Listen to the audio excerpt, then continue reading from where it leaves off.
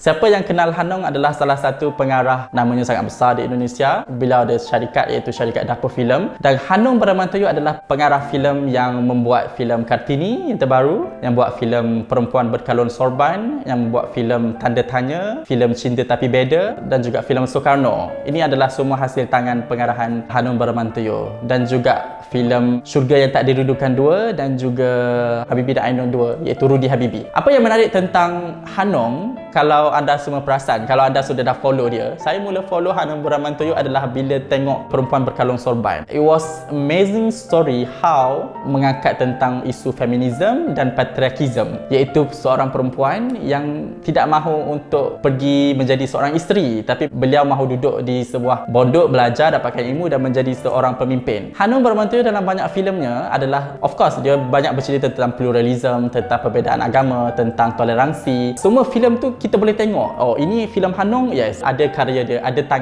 air tangan Hanung Bramantyo dalam filem.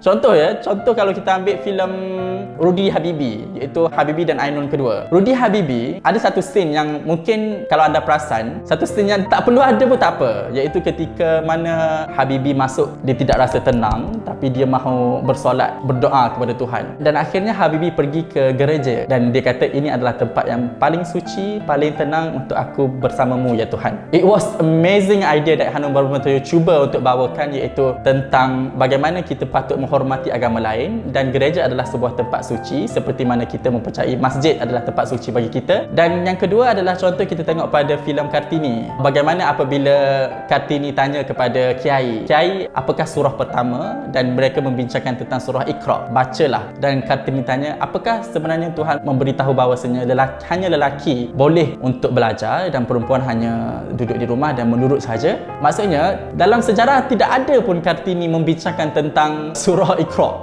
Iqra bismi rabbikal ladzi khalaq.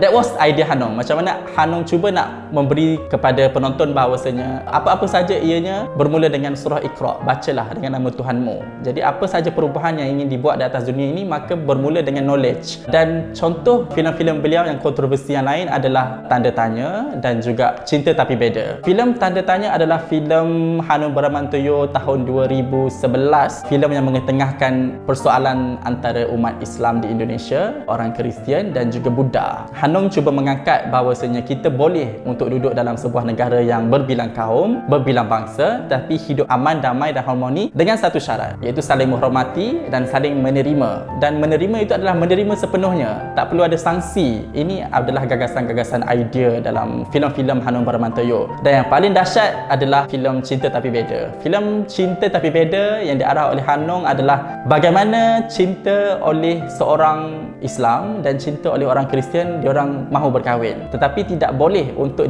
dihalalkan cinta ini kerana perbezaan agama. It was sad story. You guys kena tengok Cinta Tapi Beda, Tanda Tanya dan juga Perempuan Berkalung Sorban. Next project Hanung adalah yang paling terbaru, Bumi Manusia. Hanung bila dia kata apa yang menarik dalam 5 tahun ke 6 tahun sebelum, dia mahu kata yang paling besar-besar memberi makna kepada dia adalah apabila saya berjaya mengangkat buku ini ke layar perak. Buku yang dipegang waktu itu adalah Bumi Manusia, karangan Pramoedya Anantathur, dan filem tersebut not bad, tetapi orang kritik kerana filem tersebut sangat panjang, 2 jam lebih ataupun ke 3 jam, dan dia sangat melirik. Ada beberapa bab yang sangat penting Hanung tidak angkat dan ada beberapa bab penting yang Hanung angkat. Tapi ramai tidak faham isu ini ya. Contoh adaptasi novel ke filem, ramai berfikir bahawasanya kenapa tak angkat perkara ini? Kenapa angkat perkara ini? Anda harus tahu satu hal. Dalam mengadaptasi daripada novel ke filem, idealism pengarah adalah sangat penting. Kita bila mengangkat, betul kita nak angkat idea, contoh kita nak angkat Bumi Manusia, betul kita nak angkat idea Pramoedya Anantathur, tapi anda tidak boleh lepas bahawasanya idea yang diangkat itu adalah melalui seorang pengarah filem. Dia pun mahu melontarkan suara, melontarkan idea dia dalam dimensi yang baru, dimensi yang bukan ketika Pram menulis buku tersebut. Jadi ini satu yang sangat penting. Filem adalah daripada air tangan pengarah, bukan daripada air tangan penulis buku tersebut.